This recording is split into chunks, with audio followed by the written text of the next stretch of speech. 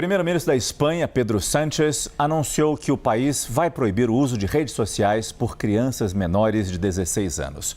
Assim, Madrid se juntará a um grupo com outros 5 países europeus chamado de Coalizão dos Digitalmente Dispostos, com o objetivo de coordenar e aplicar regulamentações nas redes sociais. A primeira reunião do grupo vai ser nos próximos dias. As nações se inspiraram na Austrália, que se tornou o primeiro país do mundo a proibir o acesso a essas plataformas por menores de 16 anos. Representantes do X, do Google, TikTok, Snapchat e Meta não se pronunciaram sobre as medidas propostas pela Espanha. Sobre esse assunto, eu converso agora com um especialista em tecnologia e informação, Arthur Igreja. Arthur, muito obrigado mais uma vez pela sua presença no nosso CNN Prime Time. Eu começo repetindo aqui, Arthur, as palavras do primeiro-ministro espanhol Pedro Sánchez. Disse o primeiro-ministro: nossas crianças estão expostas a um ambiente onde nunca deveriam navegar sozinhas. Um lugar de vício, abuso, pornografia, manipulação e violência.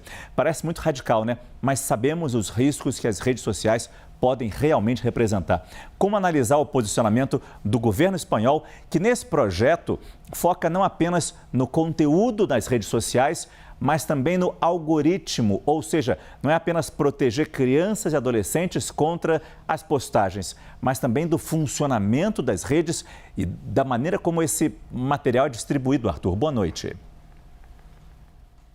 Olá, boa noite, Márcio, boa noite a todos que nos acompanham. Olha, é um país que se posiciona de uma forma contundente, seguindo o caminho que a Austrália seguiu recentemente. A Austrália, para quem não acompanhou, foi o primeiro país a fazer, de fato, o banimento e a exclusão das contas de crianças e adolescentes com menos de 16 anos. E agora nós vemos esse movimento tomando corpo na Europa, durante essa cúpula dos governantes que se encontraram em Dubai durante essa semana.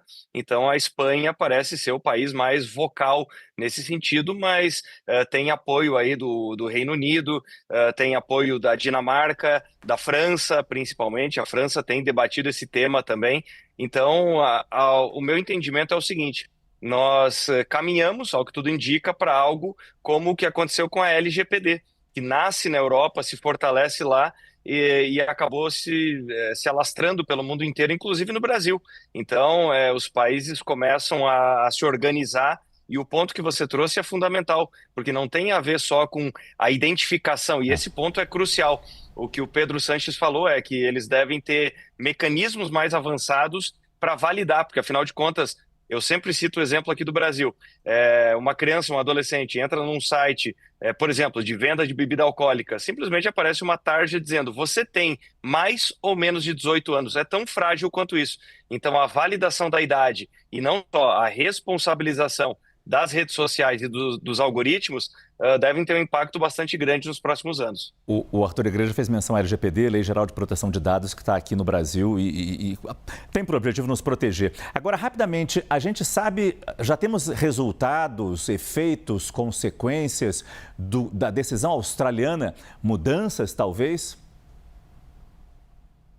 Sim, e os resultados são dúbios, pelo menos do ponto de vista da interpretação das famílias. Então, o que algumas famílias desejavam era ter essa capacidade de escolha, né? Então, que os pais pudessem arbitrar nas configurações, no tipo de acesso, ou seja, algumas famílias defendem o controle parental, ou seja, mecanismos tecnológicos que permitam com que a família tome essa decisão e conversem com as crianças e com os adolescentes. Agora, do outro lado, nós temos testemunhos de inúmeras famílias que falaram que nos primeiros dias, nas primeiras semanas, foi um real choque. As crianças ficaram literalmente perdidas, mas num segundo momento se mostraram mais sociáveis, mais interessadas em outras mídias, convivendo mais. Então, por isso que eu menciono aqui, nós temos inúmeros relatos, né, dessas famílias e eles são em alguma medida dúbios.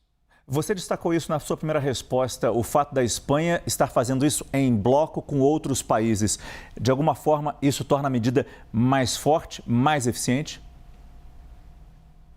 Não há dúvida, porque um ponto fundamental aqui que nós precisamos lembrar é que as redes sociais elas se tornaram mais abrangentes, mais influentes não só do que qualquer governo, mas do que qualquer bloco de governos. Então, as redes sociais, elas hoje estão em todos os territórios, têm um alcance de bilhões de pessoas, coisa que governo algum tem, e operam sem fronteiras. Então, é um exemplo que eu costumo mencionar é o seguinte: se nós tivermos sanções, regulamentações ou leis que sejam demasiadamente pesadas, é muito provável que hoje a população decida defender, inclusive, as redes sociais, em comparação com seus governantes e com aqueles que, em tese, os representem. Então, é por isso que me parece que a Espanha ela tenta não só criar um movimento, mas tenta também ganhar alguma força de negociação,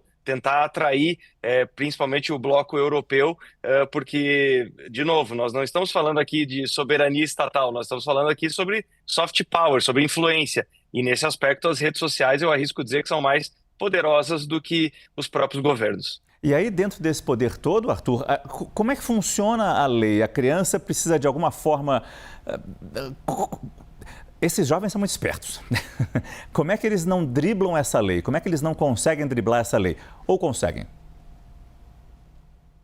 Pois é nesse aspecto que tecnologicamente nós teremos que ver mudanças. Volto a mencionar essa questão do clicar, se tem mais ou menos de 18 anos. Agora, na outra esfera, nós temos que lembrar que hoje, se você for fazer uma validação, um pagamento, nós temos biometria de altíssima qualidade. Hum, Então, o que é curioso é que o artefato de tecnologia existe, só que ele não é usado. E ele não é usado por quê?